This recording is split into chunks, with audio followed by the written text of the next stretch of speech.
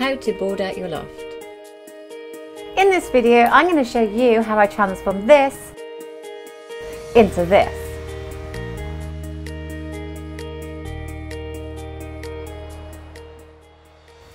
As you can see, I live in quite a small house, so storage space is always an issue, especially being a content creator with loads of kit and having a boyfriend that thinks he's a builder with loads of tools. So I decided to board out my loft and maximise the space as much as I possibly could. So let's go upstairs and let's have a look.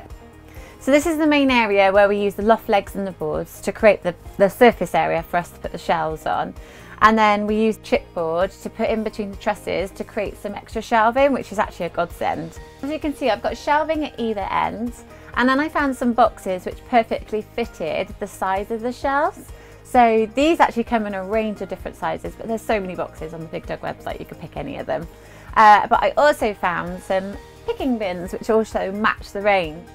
And then I also created a little coat rail here to put my out of season coats on, which is really handy. And I'll put some plastic over it afterwards to keep them nice and dust free.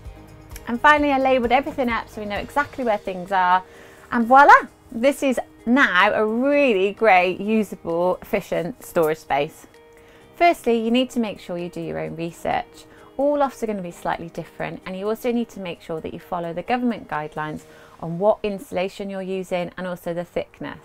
So loft legs are recommended because they raise the boards up above the insulation so it doesn't compress.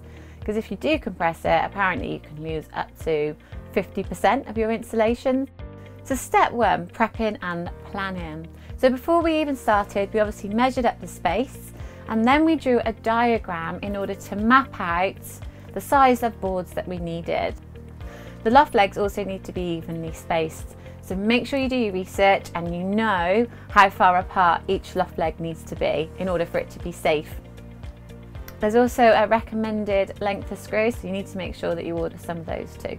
So then you just need to get your tools sorted. So make sure that you've got a saw, you've got a screwdriver, ideally battery operated, you've got your pencil and your ruler, and also your PPE, which is advisable. We learnt the hard way, so make sure you're wearing some eye protection and mask, because it does get really dusty moving the insulation around. Side note, make sure before you even start that your boards are going to fit through your loft hatch. So firstly, you need to move out the insulation because there's probably going to be too much for you to work with, and then eventually you'll put it back. So put it to one side, and then you need to start measuring out with your boards and marking out where to put your loft legs as per the instructions.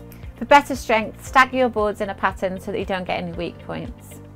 So we had to cut our boards down in order to make sure they fitted our space. The next step is to make it permanent by screwing the loft legs into place. Start at a convenient place, and then following where you've marked up, screw each loft leg into place. Once you've put all your loft legs in and you've got a grid-like pattern, you then need to roll your insulation back out, and then you need to cut some incision points so that the loft legs can poke through so that you can then screw your boards on top. And then finally, you just need to lay your boards down in your staggered pattern, and you need to then screw them into the top of the loft legs. And there you have it. You're now ready to kit out your loft with all your storage solutions.